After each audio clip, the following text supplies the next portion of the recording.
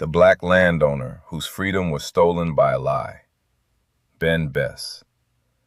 Bess was more than a farmer. He was a black landowner who had achieved something that white supremacy considered dangerous in the Jim Crow South: independence. Born around 1876 in North Carolina, Bess eventually settled near Florence, South Carolina. Through hard work, he acquired farmland and became financially successful enough to rent property to both black and white tenant farmers. At a time when many black families were trapped in sharecropping and debt, Bess controlled his own land. But his prosperity could not protect him from a legal system built around racial power. The accusation. Among Bess's tenants were Frank Collins, an elderly white farmer, and Collins's much younger wife, Maude. When the family fell behind on rent, Bess reportedly ordered them to leave his property. In 1914, Maude Collins accused Bess of sexually assaulting her. For a black man in the Jim Crow South, an accusation involving a white woman could bring imprisonment, mob violence, or death, often without credible evidence. Bess denied the charge, but his word carried little weight against that of a white woman. His first trial ended without a verdict. At a second trial in 1915, an all-white legal system convicted him. He was sentenced to 30 years of hard labor in the South Carolina penitentiary. The surviving court record confirms the conviction, sentence, and later controversy surrounding his pardon. Ex parte Bess / Bess versus Pierman. Slavery under another name.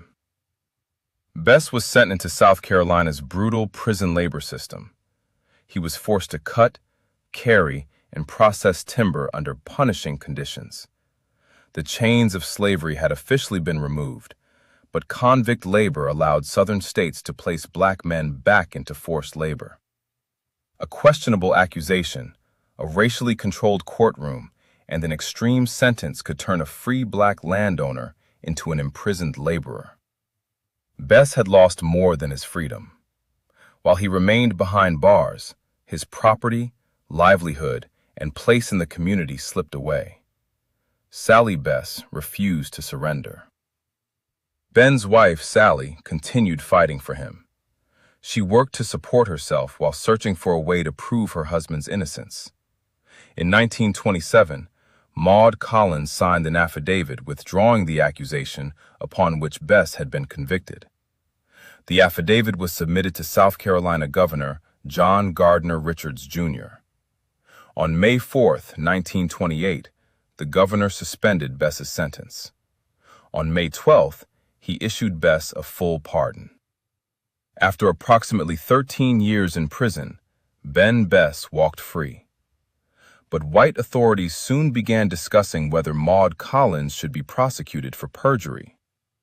Faced with possible punishment, she changed her story again, claiming she had not intended to withdraw her original testimony. Governor Richards then attempted to revoke the pardon. Bess was arrested and returned to prison. A pardon could not be taken back. Attorneys Nathaniel J. Frederick and A.L. King fought for Bess through a writ of habeas corpus.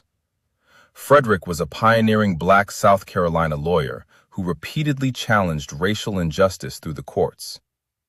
The case eventually reached the South Carolina Supreme Court.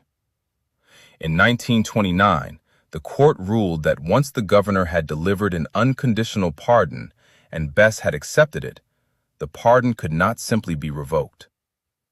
Bess was released, not because the system admitted everything it had done to him, but because the state no longer had the legal authority to hold him. The freedom that came too late. Bess emerged from prison having lost approximately 14 years of his life. Later records reportedly placed him in Pennsylvania, working as a laborer and renting a room. A devastating reversal for a man who had once owned land and rented farms to others.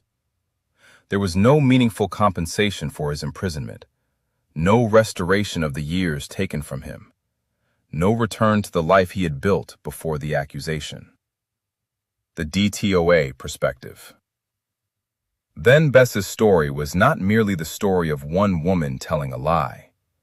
It was the story of an entire system prepared to believe that lie because the accused was black. His land represented black independence. His prosecution demonstrated how quickly white authority could strip that independence away. His prison labor showed how the criminal justice system helped preserve forced black labor after emancipation. Yet Ben and Sallie Bess did not surrender. Sallie fought for more than a decade, while Ben survived imprisonment, rearrest, and the attempted cancellation of his freedom. Ben Bess was a landowner reduced to a prisoner, a free man forced into labor, and a husband whose life was nearly destroyed by racial injustice. His name must be remembered, not for the accusation against him, but for the freedom, wealth, and years America took from him.